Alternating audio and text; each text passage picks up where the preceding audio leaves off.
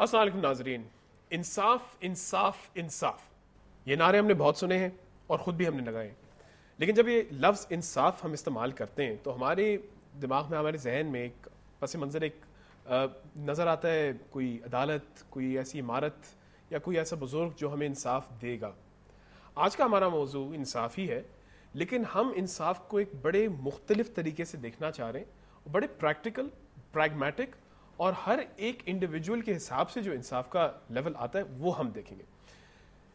इंसाफ क्या है, इंसाफ किस किस हद तक, किस किस लेवल तक, किस किस शख्स तक लागू होता है, हम इंसाफ किस तरह हासिल कर सकते हैं, खाली नहीं बल्कि हम इंसाफ किस तरह कर सकते हैं।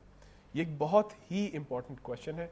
हमारी सोसाइटी में बेतहाशा नाइंसाफ़ी है, हमें तस्लीम करनी चाहिए, और हमारे साथ भी हुई है, आपके साथ भी हुई है, हर एक के साथ हुई है, हर एक का किस्सा कोई ना कोई होगा, लेकिन हम उसके बारे में कर क्या सकते हैं इज़ आवर बेसिक क्वेश्चन। आज डॉक्टर खालिद ज़ई साहब से सबसे पहला सवाल मेरा ये होगा, खालिद साहब, दर हकीकत इंसाफ है क्या? देखिए, इंसाफ का बड़ा गहरा ताल्लुक़ है हुकूक से, राइट्स से। हर इंसान के कुछ राइट्स हैं, उसकी जान, उसका माल, उसकी आबरू महफूज रहे। मैं आपके मामले में, आप मेरे मामले में ऐसा करें। मेरी अपनी ज़ात के कुछ राइट्स हैं कि जो मुझ पर वाजिब होते हैं, मेरे रिश्तेदारों के, मेरे वालिदैन के, मेरे दोस्तों के, मेरी कौम के, सबसे बढ़कर मेरे रब के जिसने मुझे बनाया है। सो इंसाफ का मतलब ये है कि मैं जिसका जो हक़ है मैं उसको अदा करूं। ये हक़ बिलुमूम इंसान को पहले से उसकी अक्ल और फितरत में मौजूद मिलता है। ठीक है। कहीं कहीं अगर कन्फ्यूजन होता है तो अल्लाह ताला अपनी शरीयत में उसको वाज़े कर देते हैं।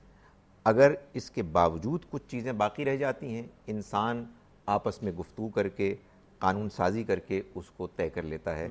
लेकिन बुनियादी तौर पर इस दुनिया में अल्लाह ताला हमसे ये चाहते हैं कि हम दूसरों को उनका हक़ देने वाला बने और ख़ुद भी अपने हुकूक को कायम रखने वाला बने।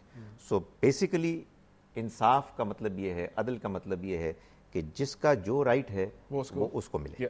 अब दूसरी बात जो आपने की कि अपना हक़ हासिल करना या अपने, ये कहाँ आता है? हम लोग किस तरह अपने साथ इंसाफ़ी या नाइंसाफ़ी, बड़ा मशहूर हम लोग करते भी हैं कि अपने साथ नाइंसाफ़ी की, ये जुमला किस हद तक सच है और इसकी गहराई है क्या? देखिए, बात यह है कि मेरी अपनी एक ज़ात है जी, मेरे अपने कुछ राइट्स हैं। अगर मैं उनका तहफ़्फ़ुज़ नहीं करूँगा तो एक वो मौका भी आएगा कि जब मैं दूसरों को उनके राइट्स हुकूक नहीं दे सकूँगा।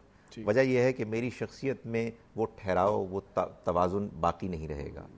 ये ज़रूर है कि बाज़ औक़ात मुझसे तवक्को की जाती है कि मैं अपने राइट्स की क़ुरबानी दूँ, लेकिन मुझको वो क़ुरबानी देनी है उन हुदूद के अंदर रहते हुए कि जिन हुदूद को अगर मैंने तोड़ दिया तो मेरी शख्सियत टूट फूट जाएगी। इस वजह से मुझे अपने राइट्स की हिफाजत करने वाला भी बनना चाहिए। अगर मैं अपने राइट्स के बारे में अवेयर नहीं होऊंगा तो मैं दूसरों के राइट्स के बारे में अवेयर नहीं बिल्कुल, यानी कि वही वाली बात है कि बहुत मशहूर जो मिसाल होती है कि do unto others what you do unto yourself. That's right. कि दूसरों के साथ वही करो जो तुम अपने साथ करते हो। लेकिन उसमें हम बाज़ औक़ात ये भी भूल जाते हैं कि हम अपने साथ कर क्या रहे हैं। तो हम लोग, यानी कि अगर अपने साथ नाइंसाफ़ी करें तो there is a great chance कि हम किसी और के साथ भी नाइंसाफ़ी करें। ये बात बिल्कुल सही है। और इसमें आप ये देखिए कि एक बहुत अहम चीज़ जो राइट्स के साथ मौजूद है वो है तवाज़ुन। मैं अपने राइट्स मांगते मांगते एग्जैजरेट करता हूँ, हद से आगे बढ़ जाता हूँ, इसलिए कि मुझे अपनी ज़ात से मोहब्बत है और मैं बहुत ज़्यादा मांगने लगता हूँ। और मैं बाज़ औक़ात अपने अजीज़ों, अपने दोस्तों के बारे में उनके हुकूक मांगता हूँ और ज़रूरत से ज़्यादा मांगना शुरू कर देता हूँ, जिसका नतीजा ये निकलता है कि बहुत से दूसरे अफराद के हुकूक पामाल होते हैं। सो राइट्स अपने सही तनासुब, सही तवाज़ुन के साथ इसको हासिल करना और इसको अदा करना, यही इंसाफ है। अब रोज़मर्रा ज़िंदगी में कोई शख्स सुबह उठता है, काम पे जाता है या स्कूल जाता है या कुछ भी घर काम करते हैं, क्या उस रोज़मर्रा ज़िंदगी में भी वो किसी के साथ नाइंसाफ़ी करते रहते हैं? इसमें कोई शक नहीं। देखिए, आप एक ख़ानदान के फ़र्द हैं, आपके फैमिली मेंबर्स, बीवी बच्चों का आप पर कुछ राइट है कि आप उनको टाइम दें, उनकी देखभाल करें।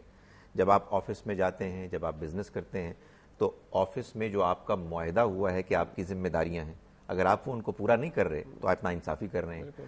آپ کے پاس آپ کی دکان میں کوئی گاہک آتا ہے, وہ آپ کو پیسے دے کے آپ سے ایک کموڈٹی پروڈکٹ پرچیز کرتا ہے, خریدتا ہے, اس کی توقع ہوتی ہے کہ جو اس نے پیسے دیے ہیں اس کو جواب بدلہ صحیح ملے گا, وہی ملے گا کہ جو وہ ڈیزرو کرتا ہے, جو وہ ایکسپیکٹ کرتا ہے, اور آپ اس کو دھوکہ دیتے ہیں تو آپ ناانصافی کر رہے ہیں, آپ اس کے رائٹ سے اس کو کم دے رہے ہیں. زندگی کا کوئی شعبہ ایسا نہیں ہے جس میں انصاف کا سوال اہمیت اختیار نہ کرے. کیا بات ہے. یہی بات جو بیسک کنفیوژن جو میں نے شروع میں بھی کہا کہ انصاف سے ہم لوگ ہمیشہ عدالت کو سوچتے ہیں. مثلا آپ نے ایک جو 2-4 مثالیں دی ہیں ان میں سے 2-3 امیڈیٹلی ہم لوگ سمجھتے ہیں کہ عدالت ہمیں انصاف دے گا. مثلا کنزیومر کورٹ ہمیں انصاف دے گا کہ اگر میں نے کوئی چیز خریدی اور وہ صحیح نہیں تھی یا کوئی پروڈکٹ میں خراب نکلا تو میں کنزیومر کورٹ چلا جاؤں گا. بینکنگ کورٹ اس طرح بن گیا, ریلیشنز کے اور میرائٹل کورٹس اور وغیرہ اس طرح کی بن گئے.